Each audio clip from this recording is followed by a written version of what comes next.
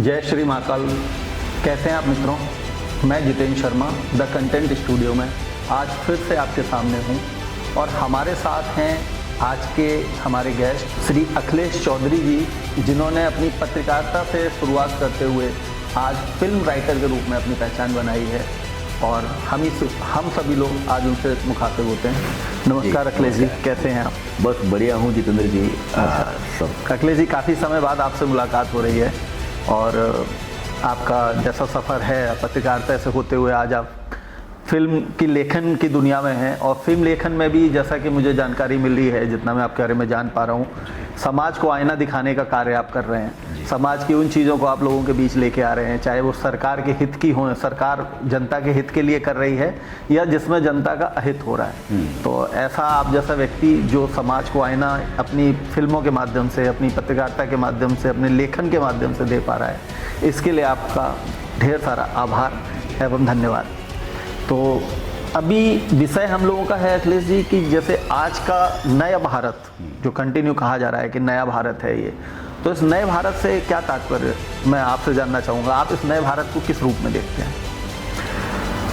जितेंद्र जी, जहाँ तक मेरा परसेप्शन है, नए भारत को जानने से पहले हमें अपने पुराने भारत को सबसे पहले जानना ज़रूरी है। बिल्कुल, मेरे ख्याल से आपको अवश्य बिल्कुल है, बिल्कुल है।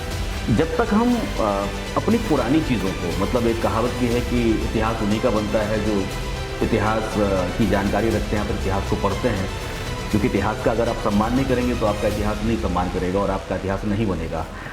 तो हमें अपने पुराने इतिहास में जाना पड़ेगा और हमें देखना पड़ेगा कि हमारा हिंदुस्तान कैसा था, क्या माहौल था, कैसे लोग थे, क्या सौहार्द था।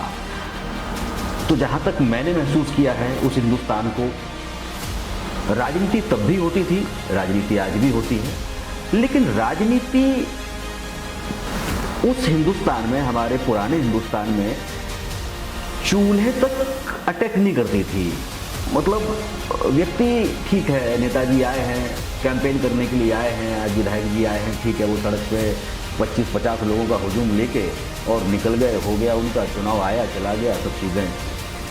तो राजनीति में हर व्यक्ति विद्रोही बन के या फिर नफरत भरी भावना से या फिर बहुत ही उद्वेलन की भावना से शामिल नहीं हुआ करता था।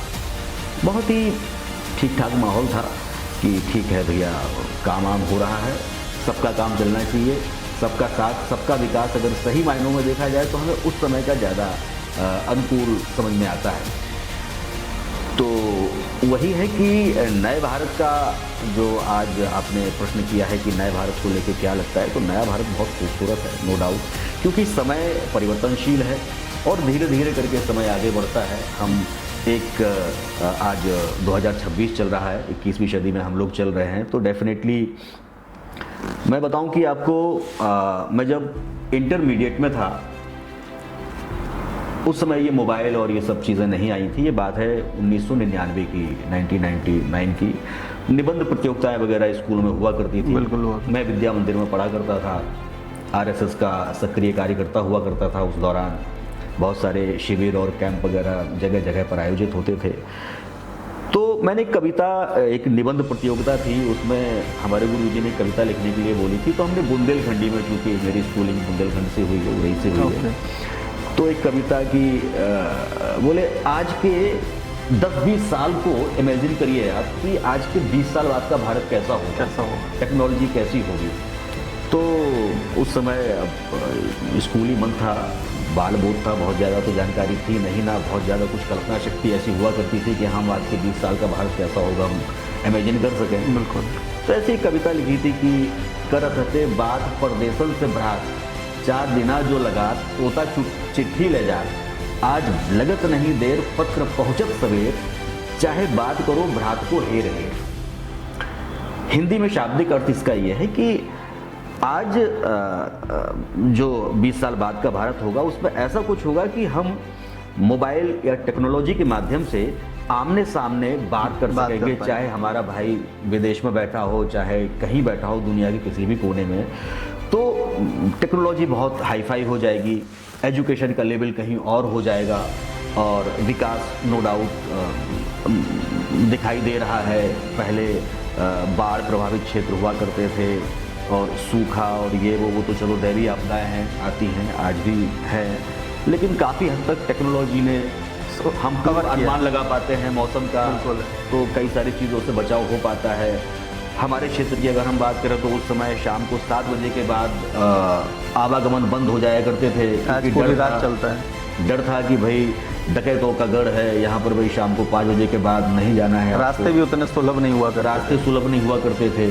तो डेफिनेटली आज के टाइम पर हम जब निकलते हैं तो बहुत खुशी होती है कि हम यहाँ से अगर कार से कानपुर जा रहे हैं तो एलिवेटेड पूरा रास्ता बना हुआ है। जो सफ़र कल को 2.5 घंटे का था, आज वो सफ़र सिर्फ 1-1.25 घंटे में पूरा हो रहा है। और उन सड़कों की वजह से बहुत सारे रोज़गार डेवलप हुए हैं, लोगों को रोज़ी रोज़गार मिले हैं, ट्रांसपोर्टेशन बहुत सुलभ हुआ है। तो बहुत सारे कई सारे अच्छे आयाम नए भारत के साथ जुड़े हैं जो हमें विकास की तरफ नो डाउट ले जा रहे हैं। पहले संदेश पहुंचाने में समय लगता था, आज की डेट में संदेश एक क्लिक पर बैठा है, क्लिक पर बैठा हुआ, एक क्लिक करिए आपका संदेश, आप वायरल हैं। बिल्कुल है। तो वो तो डेफिनेटली, तो इसके जितने लाभ हैं उसके अनुसार नए भारत में कुछ हानियां भी आपको नजर आ रही होंगी। डेफिनेटली, बिल्कुल। हर सिक्के का 2 पहलू होता है, तो इस सिक्के का भी 2 पहलू है। जैसे उस समय एक हम लोग, मेरे समय में भी था एक विज्ञान वरदान या अभिशाप जी, तो ये हर जगह वही है कि मतलब जितना वरदान है उतने अभिशाप होने के भी चांसेस रहते हैं। बिल्कुल है। एक सर हरिवंश राय बच्चन की कविता है जो मैं यहाँ पर मौजू समझता हूँ।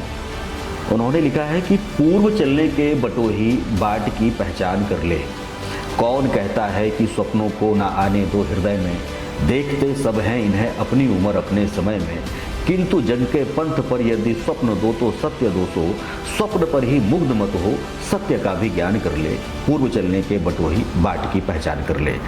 तो मुझे बहुत ही सारगर्भित लगती है उनकी ये कविता आज के समय में, कि हमें कहीं पर आगे बढ़ने से पहले जिस रास्ते पर हम आगे बढ़ रहे हैं उस रास्ते का हमें ज्ञान होना बहुत ज़रूरी है। आवश्यक है। अगर हम बिना ज्ञान किए उस रास्ते पर अगर हम चलते हैं तो उसमें हमें आने वाली दुश्वारियों का अंदाज़ा नहीं है कि उसमें क्या है।